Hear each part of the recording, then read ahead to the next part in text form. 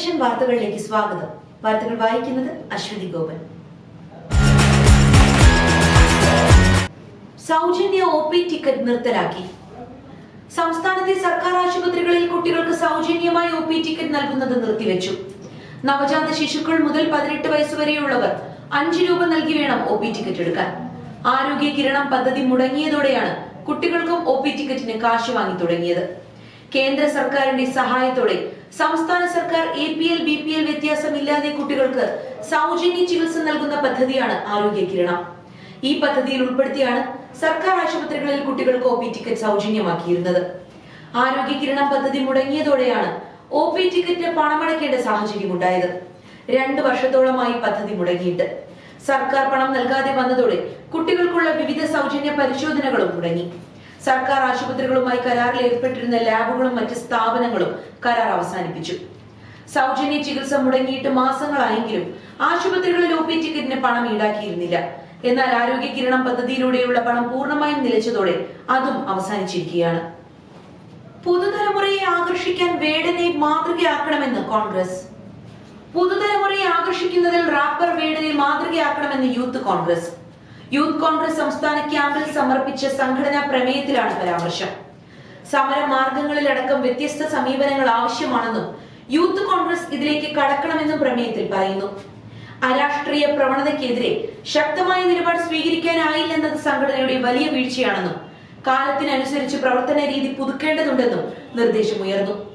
Youth കോൺഗ്രസിൽ അംഗമായി പ്രവർത്തിക്കാനുള്ള പ്രായപരിധി 40 നിശ്ചയിക്കണമെന്ന ശുപാർശയും പ്രമേയത്തിൽ ഉൾപ്പെടുത്തി. സംഘടനാ ഭാരവാഹിത്വത്തിൽ അനർഹരായ ആളുകൾ കടന്നുകൂടുന്നതായി ശക്തമായ വിമർശനങ്ങളും ഉയർന്നു. വയനാട്ടിൽ വിളവെടുത്ത നെല്ല് സംഭരിക്കാതെ സപ്ലൈകോ. കെട്ടിക്കിടക്കുന്ന നെല്ല് തീയിട്ട് നശിപ്പിക്കാനാണ് കർഷകരുടെ തീരുമാനം. കണിയാമ്പറ്റ കൃഷിഭവനിലേക്ക് കർഷകരുടെ നേതൃത്വത്തിൽ ട്രാക്ടർ റാലിയും പ്രതിഷേധ മാർച്ചും നടത്തി. നെല്ല് സംഭരിക്കുന്നതിന്റെ അവസാന തീയതി ഇന്നലെയായിരുന്നു. ഇതിനെ തുടർന്നാണ് നെല്ലിനെ തീയിട്ട് നശിപ്പിക്കാൻ തീരുമാനിച്ചത്. എന്നാൽ മഴയെ തുടർന്ന് കൃഷിഭവന്റെ മുന്നിൽ നെല്ല് കൂട്ടിയിട്ട് പ്രതിഷേധിക്കുകയാണ്. കഷ്ടപ്പെട്ട് വിളയിച്ച നെല്ലിപ്പോൾ സ്വീകരിക്കാൻ മടി കാണിക്കുന്ന സംഭരണ ഏജൻസികളുടെയും അധികൃതരുടെയും നിലപാടിനെതിരെയാണ് ഇന്ന് കണിയാമ്പറ്റ കൃഷിഭവന് മുന്നിൽ 300-ലധികം കർഷകർ പ്രതിഷേധിച്ചത്. VS അച്യുതാനന്ദന്റെ നില അതീവ ഗുരുതരം. മുൻ മുഖ്യമന്ത്രി VS അച്യുതാനന്ദൻ വെന്റിലേറ്ററിൽ തുടരും. അദ്ദേഹത്തിന് നിലവിലെ ചികിത്സ തുടരാനാണ് മെഡിക്കൽ ബോർഡിന്റെ തീരുമാനം. മെഡിക്കൽ കോളേജിലെ ഡോക്ടർമാർ അടക്കം പങ്കെടുത്ത യോഗത്തിലാണ് ഇത് സംബന്ധിച്ച തീരുമാനമെടുത്തത്. അച്യുതാനന്ദന്റെ ആരോഗ്യനില ഗുരുതരമായി തുടരുകയാണെന്ന മെഡിക്കൽ ബുള്ളറ്റിൻ ആശുപത്രി രാവിലെ പുറത്തുവിട്ടിരുന്നു. മരുന്നുകളോട് പ്രതികരിക്കുന്നുണ്ടെങ്കിലും രക്തസമ്മർദ്ദവും വൃക്കകളുടെ പ്രവർത്തനവും സാധാരണ നിലയിലായിട്ടില്ലെന്ന് ആശുപത്രി അധികൃതർ അറിയിച്ചു. കഴിഞ്ഞ തിങ്കളാഴ്ചയാണ് ഹൃദയാഘാതത്തെ തുടർന്ന് VS അച്യുതാനന്ദനെ തീവ്രപരിചരണ വിഭാഗത്തിൽ പ്രവേശിപ്പിച്ചത്. യുവതി പ്രസവിച്ചത് യൂട്യൂബ് നോക്കി. തൃശൂർ പുതുക്കാട് നവജാത ശിശുക്കളെ കൊലപ്പെടുത്തിയ കേസിലെ പ്രതി അനീഷ പ്രസവിച്ചത് യൂട്യൂബ് നോക്കിയെന്ന് പോലീസ്. ലാബ് ടെക്നീഷ്യൻ കോഴ്സ് പഠിച്ചത് പ്രസവത്തിന് സഹായകമായെന്ന് മൊഴി. ശുചിമുറിയിലാണ് അനീഷ പ്രസവിച്ചത്. ഗർഭാവസ്ഥ മറച്ചുവെച്ചത് വയറിൽ തുണി കെട്ടിയെന്നും അനീഷ പോലീസിനോട് പറഞ്ഞു. തെളിവെടുപ്പിനിടെ അനീഷ കുറ്റസമ്മതം നടത്തി. പ്രതികളായ മാതാപിതാക്കളെ ഇന്ന് കോടതിയിൽ ഹാജരാക്കി. കുഞ്ഞുങ്ങളെ കുഴിച്ചിട്ട സ്ഥലത്ത് ഫോറൻസിക് വിഭാഗം പരിശോധന നടത്തും. 2 കുഞ്ഞുങ്ങളെയും അനീഷയാണ് കൊലപ്പെടുത്തിയതെന്നാണ് FIR. അനീഷയുടെയും ഭവിന്റെയും അറസ്റ്റ് രേഖപ്പെടുത്തി ഇന്നലെ തന്നെ തെളിവെടുപ്പും പൂർത്തിയാക്കിയിരുന്നു. ആദ്യത്തെ കൊലപാതകം 2021-ലും രണ്ടാമത്തേത് 2024-ലുമാണ് നടത്തിയത്. കേസിലെ 1-ാം പ്രതി അനീഷയും 2-ാം പ്രതി ഭവിയുമാണ്. 2021 നവംബർ 1-നാണ് ആദ്യ കൊലപാതകം നടന്നത്. ജനിച്ചപ്പോൾ തന്നെ കുഞ്ഞിന്റെ കഴുത്തിൽ പൊക്കിൾ കൂടി ചുറ്റി കുഞ്ഞു മരിച്ച നിലയിലായിരുന്നു. 2-ാമത്തെ കുഞ്ഞിന്റെ കൊലപാതകം 2024-ൽ നടന്നു.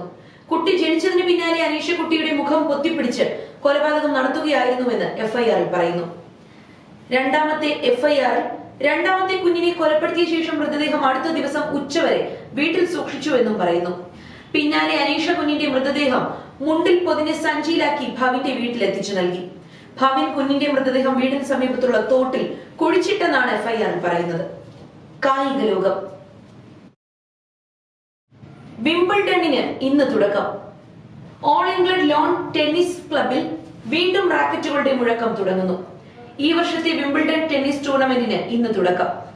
പുരുഷ വിഭാഗത്തിൽ നിലവിലെ ജേതാവും ലോക റാങ്കിങ്ങിൽ 2-ാം സ്ഥാനക്കാരനുമായ സ്പെയിനിന്റെ കാർലോസ് അൽക്കരാസ്, ജർമ്മനിയുടെ അലക്സാണ്ടർ സ്വരേവ്, വനിതാ വിഭാഗത്തിൽ 1ാം റാങ്കുകാരിയായ ബെലറൂസ് താരം ആര്യാന സബലേങ്ക തുടങ്ങിയവർ ആദ്യ ദിനം മത്സരിക്കാൻ ഇറങ്ങും. നമ്മുടെ ആരോഗ്യം നമ്മളിലൂടെ. വിറ്റാമിനുകളുടെയും ധാതുക്കളുടെയും കലവറയാണ് മത്തങ്ങ. മത്തങ്ങ മാത്രമല്ല, അതിന്റെ ഉള്ളിൽ കാണപ്പെടുന്ന വിത്തുകളും പോഷക സമൃദ്ധമാണ്. മത്തങ്ങക്കുരുവിന്റെ ആരോഗ്യ ഗുണങ്ങളെ കുറിച്ച് അറിഞ്ഞാൽ ഇനി കളയാൻ തോന്നില്ല. ശരീരത്തിന് ആവശ്യമായ ധാരാളം പോഷക ഗുണങ്ങളും രോഗങ്ങളെ പ്രതിരോധിക്കാനുള്ള ശേഷിയും മത്തങ്ങക്കുരുവിനുണ്ട്. കൊളസ്ട്രോൾ കുറയ്ക്കാനും പ്രതിരോധ ശേഷി വർദ്ധിപ്പിക്കാനും എല്ലു തേയ്മാനത്തെ പ്രതിരോധിക്കാനും മത്തങ്ങക്കുരു സഹായിക്കും. ബ്രസ്റ്റ് ക്യാൻസർ, പ്രോസ്റ്റേറ്റ് ക്യാൻസർ എന്നിവ ചെറുക്കാനും ഇതിന് ശേഷിയുണ്ട്. പ്രമേഹ രോഗികൾ മത്തങ്ങാക്കുരു കഴിക്കുന്നത് ശരീരത്തിലെ ഇൻസുലിന്റെ തോത് ക്രമീകരിച്ച് നിർത്താനും സഹായിക്കും. തേർഡ് വിഷന്റെ ഇന്നത്തെ വാർത്തകൾ ഇവിടെ പൂർണ്ണമാകുന്നു. നന്ദി, നമസ്കാരം.